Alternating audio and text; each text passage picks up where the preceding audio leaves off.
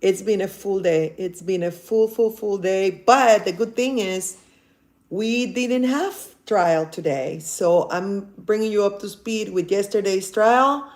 And then we're all, sorry, caught up. And then all we need to do is maybe I can get caught up with the Letitia Stau's trial and give you like a little bit of a summary of what's happening. But right now, guys, I had to study and I had to take a lot of notes to be able to pull this off. There were fireworks.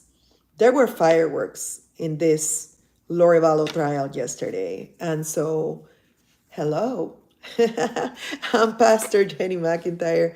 I'm a pastor, I'm a coach, and I'm happy to be here. I'm covering the Lori Vallow's trial because I am not only a former practicing attorney, but a proud mommy and pastor and follower of God. And whenever things have a little undertone of religion, I like to get involved just so I can set the record straight.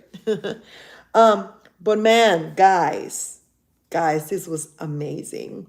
Well, let me just start by saying that yesterday there was like it was like the tail end of the Charles Vallow's murder. And as you guys know, I already told you, the defense they've been adamant that according to the 404B rule of evidence, none of that evidence should be considered because has not been charged with that murder.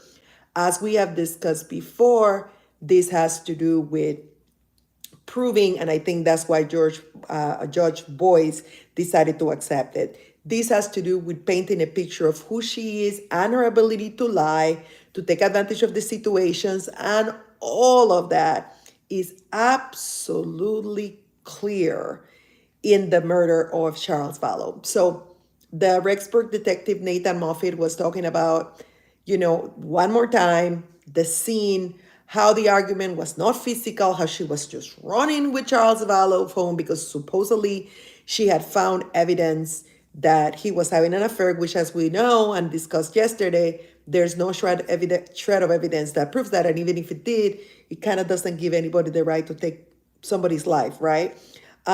There was no physical violence. And they openly admit that there was no physical violence. Yet, little Tylee went to her room to get that bat, supposedly to defend her mom, who was offering no physical violence, according to Lori and Alex themselves. And it was when she supposedly brought the bat out that her dad took it away from her, probably trying to protect her. If you ask me, I don't know. That's just speculation on my part. And then Charles Vallow thought that he was being threatening towards his sister, and the rest is history.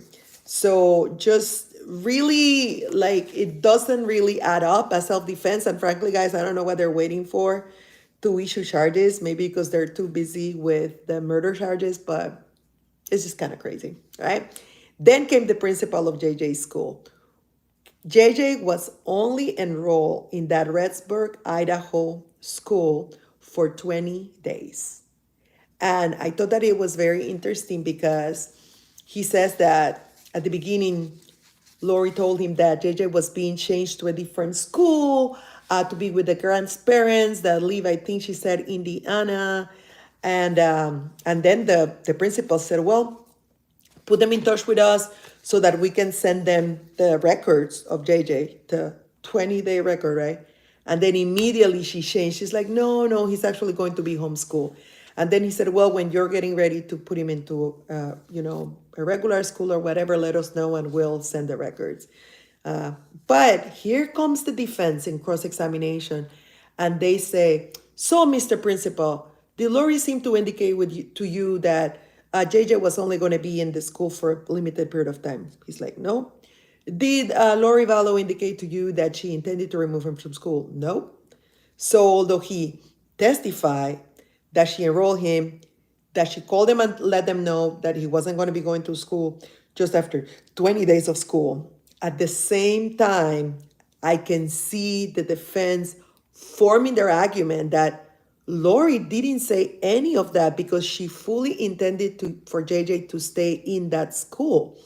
and that the fact that JJ died was a complete surprise for Lori. I think that's where he's heading to.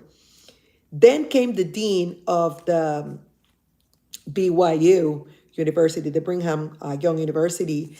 And, as you guys know, Lori had been telling everybody that that's where Riley was because she wanted to be independent and she wanted to be on her own. Last time I checked, regular kids don't go to college at 16 years old.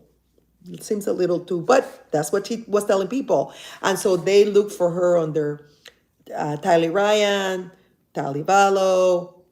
There was no evidence that she ever registered. There's no evidence that she ever attended. Not that none of us, right, had any doubts that Tali had enrolled in that school. Then came the source of the fireworks, guys, and prepare because I have a lot of information. So he says out on September 20. This is David Woodwork. Hold on, I have his name here somewhere. James Woodwork or something like that. Anyway, that is, here we go. Warwick. David Warwick. This is Melanie Gibbs' husband, who married her not too long ago, maybe a year ago. He's brave after all this. But as you will hear momentarily, he concedes that he was, I don't know why I'm using this because I'm really not using the headphones right now, but he concedes that he ascribed to quite very crazy ideas. Now, I will tell you this. He started on the same venue of Zulema Pastenes and Melanie Gibb. And but you're going to notice that by the time the defense was done with cross-examination, they had scored some really, really good points on him. So he starts being interrogated first by the district's attorney, and he takes this trip on September 20th, and his purpose was to spend time with his son, to go to a conference in the Book of Mormon, and to see Melanie and participate in a podcast that Melanie was doing with Lori. And he says that during that period of time, he was going to stay in a hotel, but Melanie Gibb contacted him and says, hey, don't spend that money. You can stay here. So JJ was going to room with Lori, and he was going to room in JJ's room. Apparently both Melanie and him. And it's kind of funny because they make a big deal to say that they were intimate. They were both going through a divorce or some sort of separation. They make a lot of emphasis in saying that they stayed pure, that they were respecting one another. Zulema did the same thing when she said that when she got engaged with Alex Cox, they had only held hands and kissed for the first time a month ago. And it's what makes it really funny and sad at the same time. And don't get me wrong, I'm all for purity, and the only man that I ever loved was my husband, who is now gone to heaven. So I'm not being critical of that. What I'm being critical of is how, if they regard purity as something so dear to be held on to, why did they not hold Lori and Chad accountable to the same? Because they were sleeping around, they were having an affair, and they knew it. And that was when they were both still married.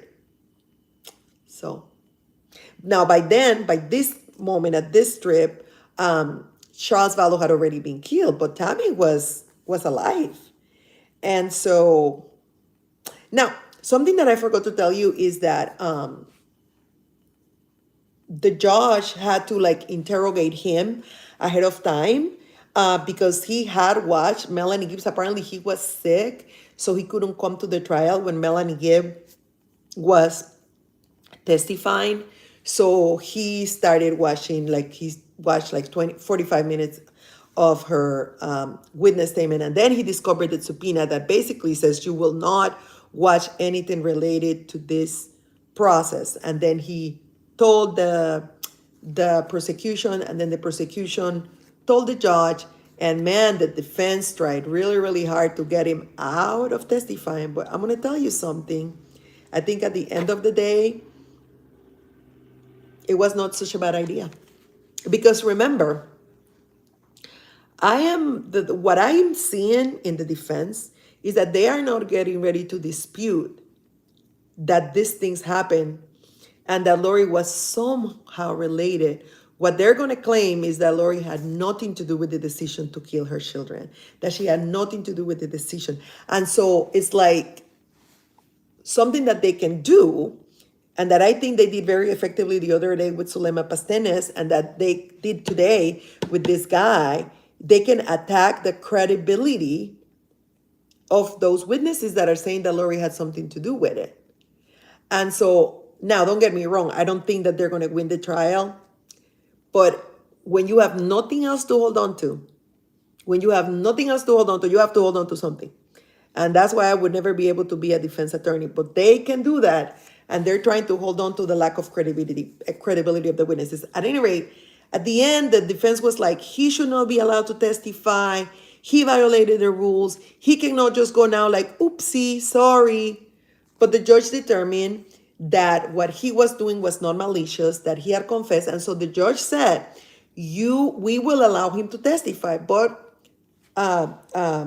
defense, when you cross-examine, feel free to address the matter with the jury that he violated the subpoena. You know what's really funny about it? He didn't.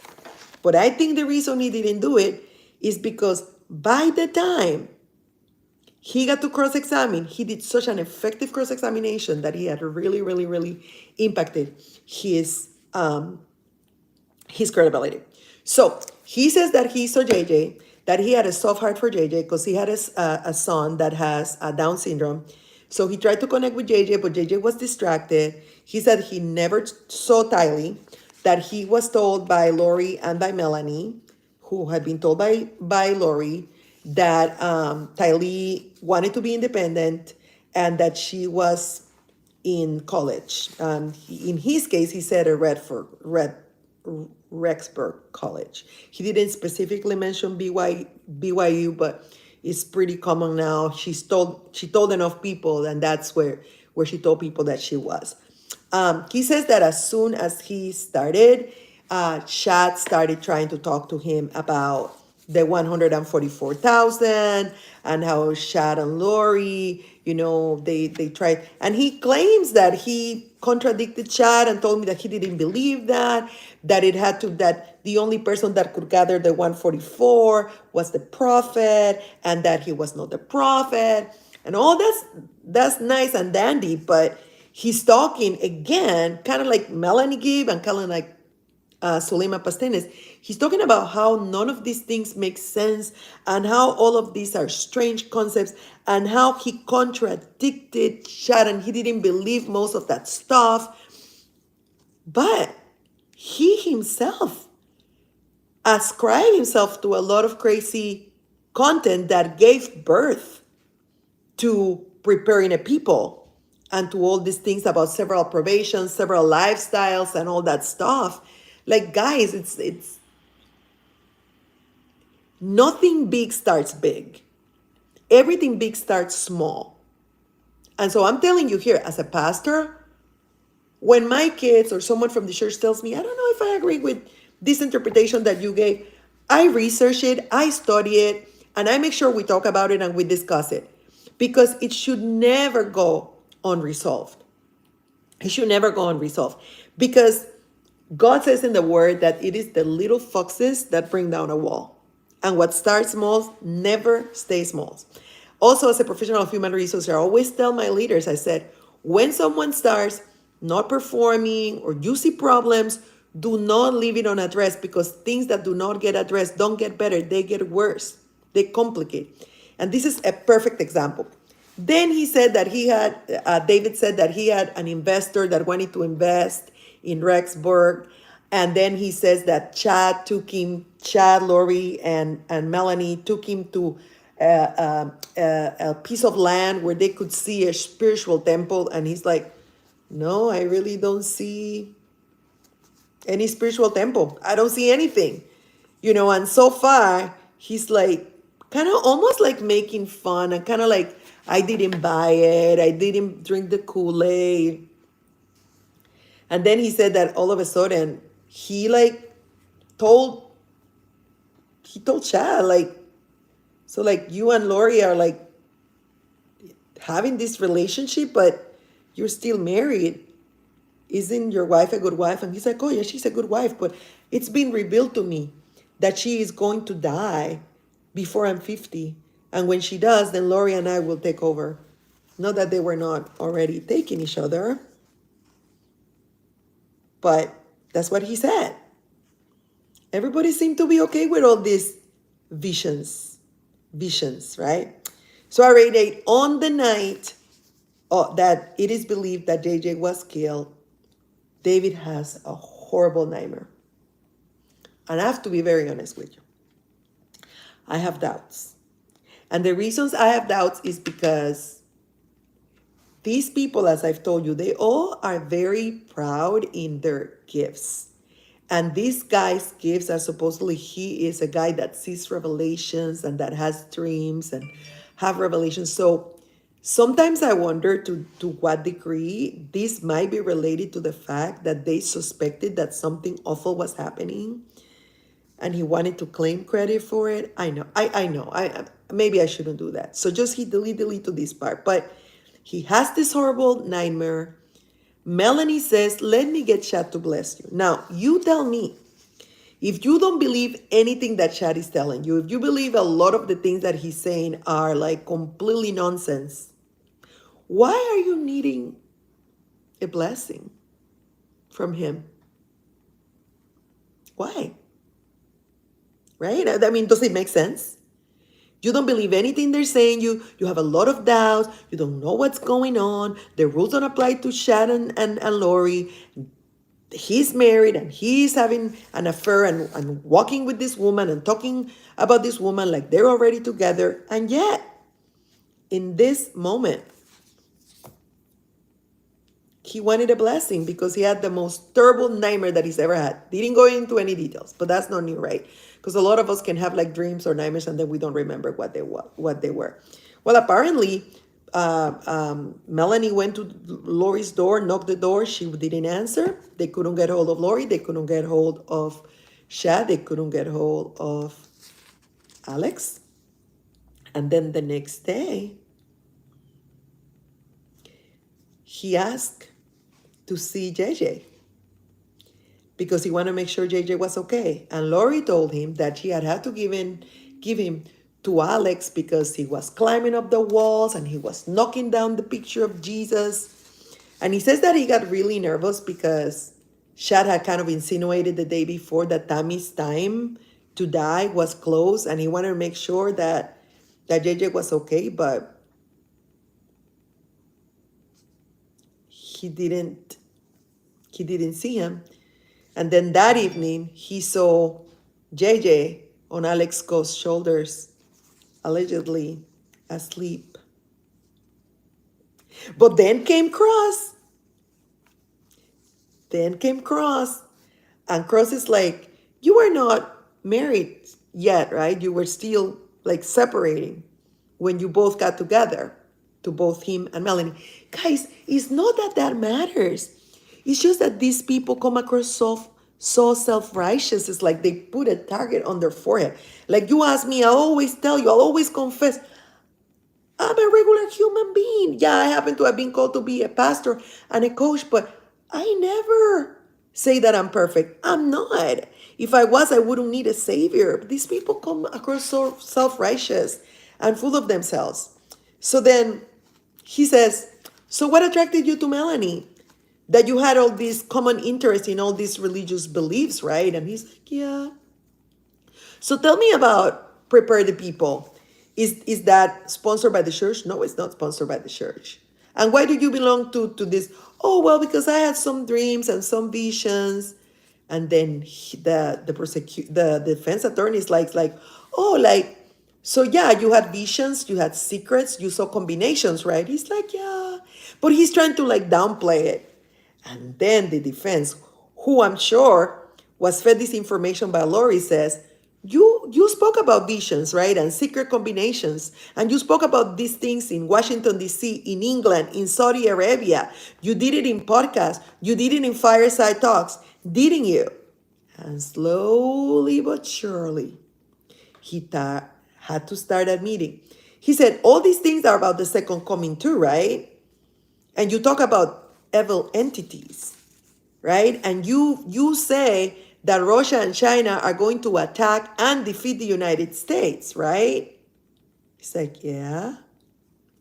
And you've also said that the United States is going to sacrifice itself to establish a new world government.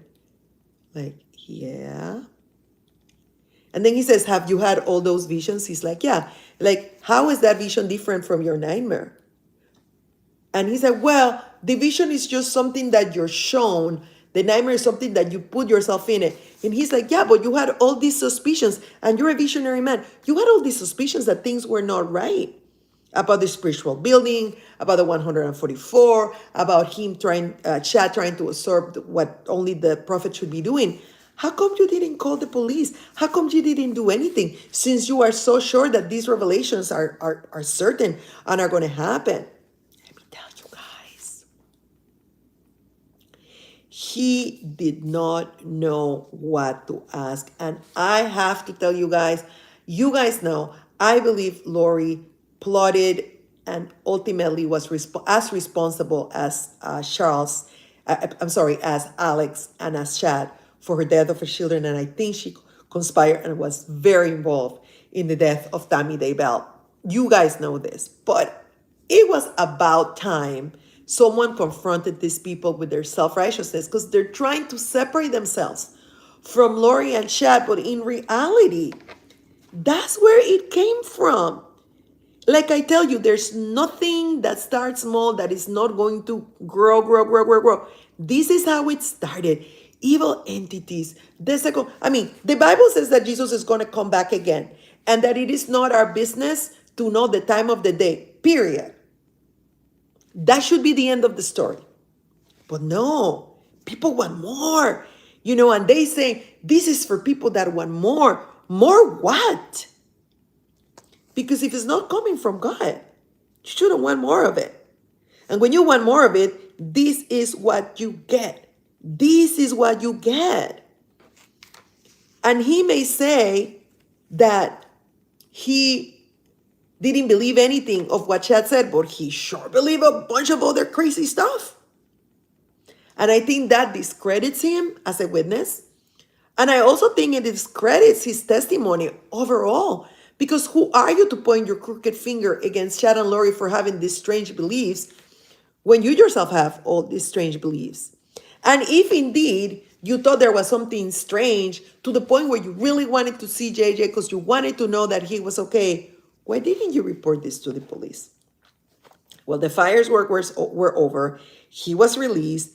The defense attorney never told him in front of the jury that he had violated the subpoena request for not watching anything related. But I honestly believe he probably didn't do it because by the time he was done with the cross-examination, he knew he had ridiculed this guy to the end of the earth.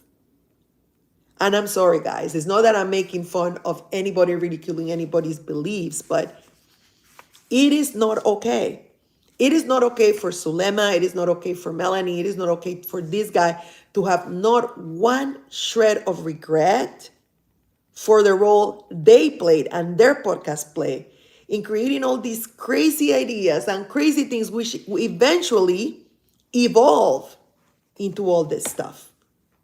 We say in Panama, we have a saying in Spanish. It says, las hambres se juntaron con las ganas de comer. It means hunger associated or got together with the desire to eat. So it was like the perfect storm. All these people with all these crazy beliefs, including Lori, and then Chad, and they got together, and then the rest is history.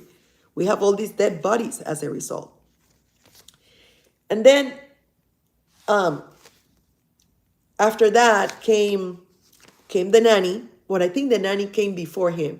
The nanny who testifies that she was only nanny of JJ for one day. And that Lori had told her come the next day, and she never called her back. And she told her that JJ had gone to live with his grandparents out of state. And she thought it was strange because when she interviewed her, she led her to believe that she was going to be helping her with JJ. And that's another person that a cross-examination that the defense cross-examined and said, oh, so she didn't tell you that you were not going to be watching him after one day. Also, she never, so the point of the defense is to prove that Lori never thought or knew that her kids were going to be dead. But none of that eliminates the conversation that we heard yesterday at the court where she tells Colby, the police wasn't there, you weren't there, you guys were not there, I was there, Tally and JJ were there, and they love me, and they're fine. In other words, I was there. I was there. So, well, finally, I want to tell you about the last detective that came to talk because, man, he presents all those two recordings of Lori saying, I've done everything right and I don't want anybody to find me. But at the same time, she's saying that Chad is a good friend of Alex when the police have already been monitoring them and know that they are married and they have feelings. Well, no, they were not married yet because Tammy had not died. But they knew they had seen them touching and being affectionate to one another. And so for her to say that, she had done everything right. Then she also talks about how my brother is my protector. So full of herself. She lies with this amazing freedom. Oh my gosh, and she expresses her anger at Kay that her husband died and left all that $1 million to her and left no money for JJ. But JJ was dead by then. So all this absurd indignation has no room because she really didn't want that money for JJ, did she? She wanted that money to sponsor her lifestyle and her cult. And so that was it. Lots of fireworks, lots of crazy stuff going on. I do believe that the defense scored some good points with Sulema, with the nanny, with the principal, and then with this David guy. I don't think that those points are good enough to eliminate the fact that Lori was very involved with the death of her children and very involved with the plot against Tammy. Maybe that's one where she might have a chance to not be convicted, but she has plenty to be blamed on the death of her children. And so, my friends, this is it. I love you very much. If I have time, I will give you a summary of where Leticia's Tausch trial is. Take advantage of this break that I don't have to do a video about the Lori Vallow's case tomorrow. I love you very much. I hope that you find this useful. Leave me your comments and let me know that you're finding this useful and give me any ideas or share any thoughts you may have. I'll talk to you guys later. Bye.